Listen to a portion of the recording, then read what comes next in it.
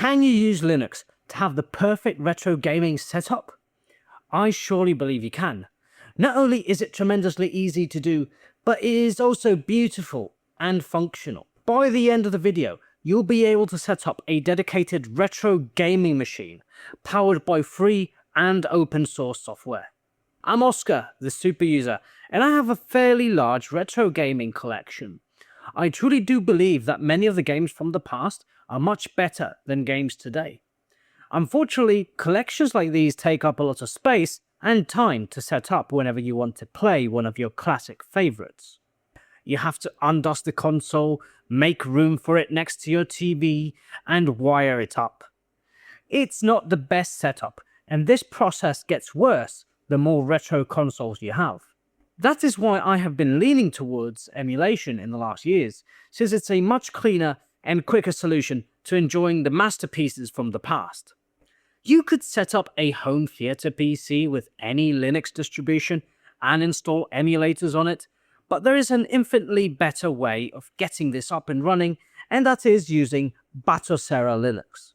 And I quote from their website, "The open source and completely free retro gaming distribution that can be copied to a USB stick or an SD card with the aim of turning any computer or nano computer into a gaming console during a game or permanently." So it is an independent Linux distribution, just that you wouldn't use it to do office work. It is specifically designed to be an emulation front end.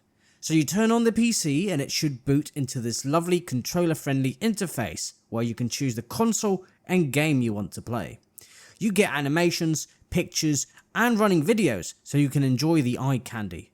In my use case, I am using this Beelink Mini PC, which is enough to play games all the way to the GameCube, PS2 and the Wii.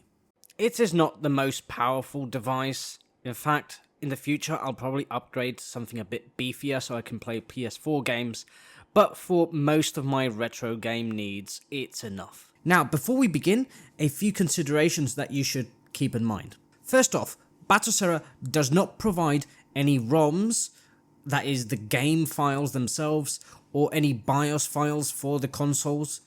You have to source and provide them yourself. The legal way and the official way of doing things is that you already own the games and you somehow rip them into compatible file formats. The same goes with your console's BIOS.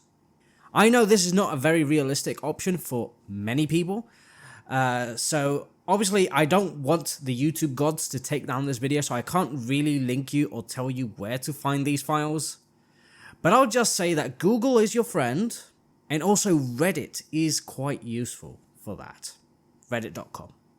You can find more information on ROM files in those sources. Second consideration is that even though Batocera Linux is technically a Linux distribution, it really doesn't act like one, even from the moment of installation. With other Linux distros and operating systems, you would normally, make a Ventoy USB drive and plop in the image. You really can't do that with Batocera. You need to dedicate a full USB drive to it. If you really want to go down the Ventoy route, it is possible, according to the Batocera wiki, but it does involve a few more preparations. I don't want to go through that hassle. I'm just going to sacrifice a USB drive right now and flash Batocera using Balena Etcher. Also keep in mind that from the moment we insert the Batocera USB drive into our target mini PC and we decide to install it there, it is going to wipe everything you have on the target drive. Basically, Batocera wants to live alone wherever it is. Doesn't matter if it's the USB drive or the target SSD drive. It wants the drive for itself. Again, it is technically possible to install Batocera Linux alongside another operating system, as in like dual booting, but it's actually more complicated than that because it's not a traditional installer. If you want to do those more complex setups, I recommend that you read the Batocera wiki. Okay then, so let's head over to batocera.org.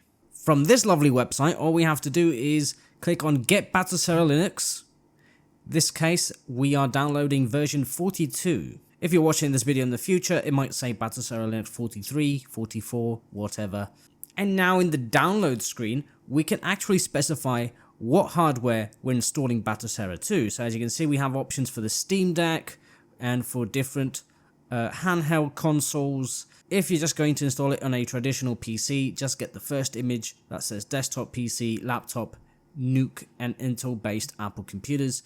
We're going to click on download and it's going to download the image to our computer. Okay, while it's downloading, we can open a new tab and head to etcher.balena.io, and this lovely website will allow us to download Balena Etcher. Balena Etcher is the software that we're going to use to flash the Batocera image onto the USB drive. So we're going to click on download Etcher, and from there we're going to click on Etcher for Linux x64-bit, if you're on Linux of course. If you're doing all of this on a Mac OS or a Windows PC, please select the appropriate file. So with both files downloaded, all we have to do, at least on Linux, is right click on the zip file that we just downloaded, extract the contents. If you're on Windows, this would be actually an executable that you would double click and it would install Balena Etcher onto your computer. And if you're on Mac OS, it's a DMG file, which, has that weird installation method where you drag things. So at least on Linux, what we're going to do is enter the folder and right click on where it says Balena Etcher and run the executable. And that should pop up this lovely screen here. On Flash from File, we're going to select the Batocera image, and in Select Target, we're going to make sure to select the USB drive that we want to flash to. Please double check that it's the correct drive, because if you select, your hard drive, you'll be installing Batocera and eliminating your operating system. So be careful with this, please. Once you've selected both variables, we're going to click on Flash, and the flashing process will begin. Once it's finished, all you have to do is extract the USB drive, close everything, and we're ready to install. So now you plug in the USB drive into your target system, you turn it on, and now you have to access the boot menu. The way you do this is by normally mashing a key before the system actually boots into any operating system. And it all depends on the computer or the motherboard that you have. In this video here, I am doing it on a Framework 13, and you just press the F12 key while booting up and you get the boot menu. On the Beelink, it's just pressing the delete key, but you normally get an indication on the screen as to which is the key to access the boot or BIOS menu. Once you reach the menu, all you have to do is select your USB drive, and that should start the setup process for Batocera. If you cannot boot into your USB drive, make sure that you go into the BIOS and deactivate Secure Boot. This is because Batocera is not compatible with Secure Boot, so make sure you have that turned off. If you boot successfully, you should be presented with this blue scary screen, but don't worry, it's just Batocera installing itself to your USB drive. Yeah, you heard that right. So what it's doing is discovering the empty space that you have on the USB drive and expanding to take up all the storage. It does this because Batocera is actually a portable system. You can use this USB drive as a portable Batocera system that you can plug into any machine, you boot into it, and as long as it has access to ROM files, it will be able to be executed on any machine. It's a really cool concept, but for most people, we'd rather just install it to a local machine, and that's what we're going to do once it goes into the Batocera main menu. Right, so once we're at the menu, you want to pick up a keyboard. I've got this wireless Logitech keyboard, but you can grab any keyboard, plug it into a USB port, and be done with it. And now we can move around the menus. The next thing that we want to do is explore the menus. If you press the spacebar, you'll get the main menu of the system. This will allow you to come into system settings and scroll all the way down to this part here that says install on a new disk. What we're going to do is now install Batocera for real on our target system.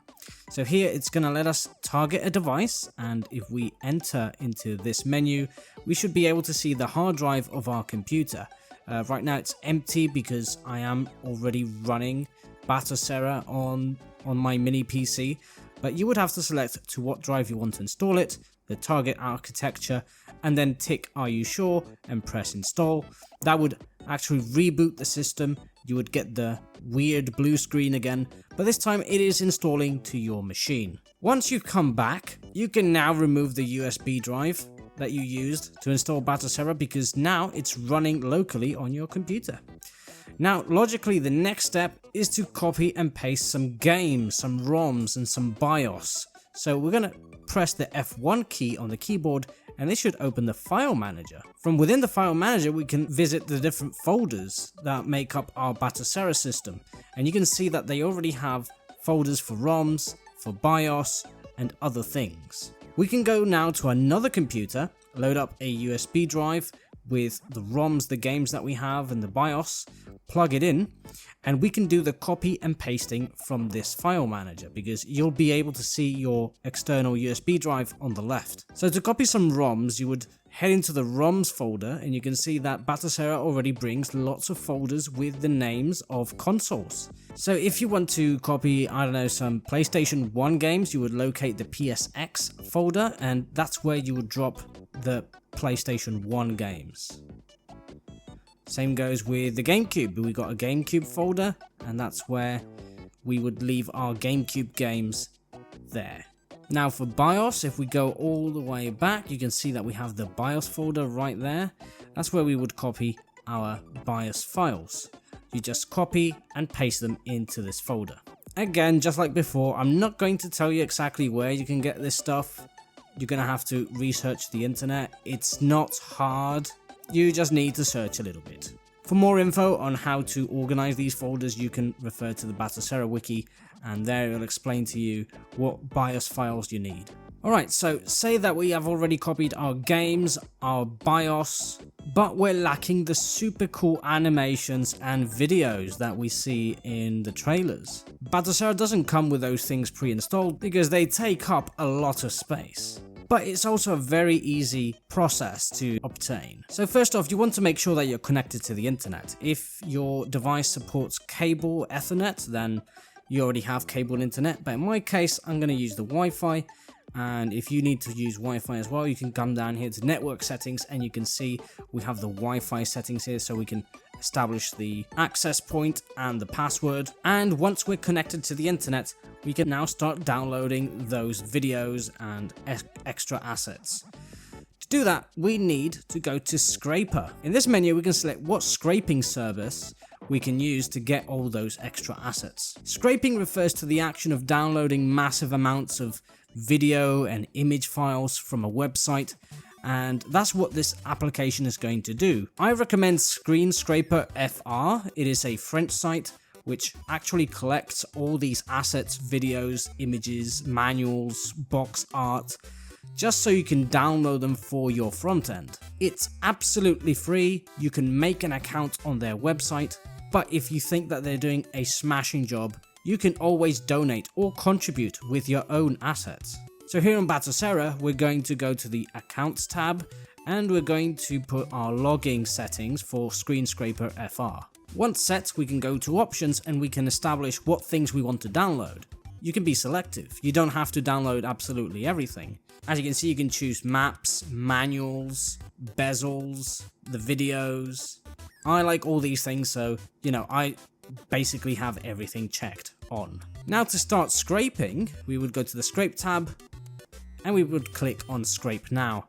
And as you can see in the top right corner, the system is already analyzing what games are in the ROMs folder and starting to scrape the assets for those games. Now, depending on how many games you've put in, this process can take a long time, so please be patient. It's a lot of files that it's downloading. Luckily, you can continue exploring the menus while it's doing this, so we can do something else, such as go to Updates and Downloads. If a new version of Batocera ever comes out, which will happen at some point, you can come here and click the Start Update button to update your version of Batocera. You can also download extra content like themes. This would be the themes downloader, and as you can see, it's chock full of different community-made themes, which are amazing. You can spend a lot of hours just downloading the themes and deciding which one is the best for you. I know I have. But this amazing feature already makes your own Batocera, your own front end, unique compared to many others. As you can see in the top right corner, we already have another notification telling us about the downloading of these themes, but we can continue exploring the system. In system settings, you can change the language, the time zone, you can change other system appearance settings.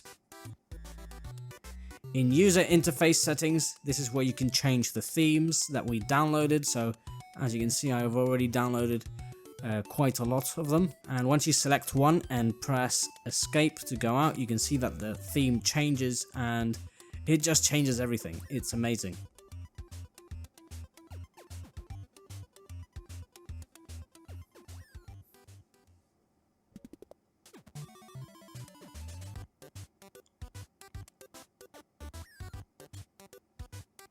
I already have many assets downloaded from Screen Scraper, so as you can see, I already have the videos playing, the images, all the ratings, descriptions for all my games, so that is working perfectly for me. It really adds to that arcade feeling. Another thing you might be interested in is Retroachievements.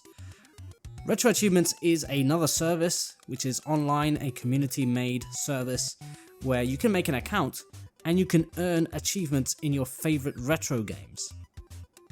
Now, these achievements can be unlocked only on supported emulators, which luckily Batocera comes with all the support that you need for this feature.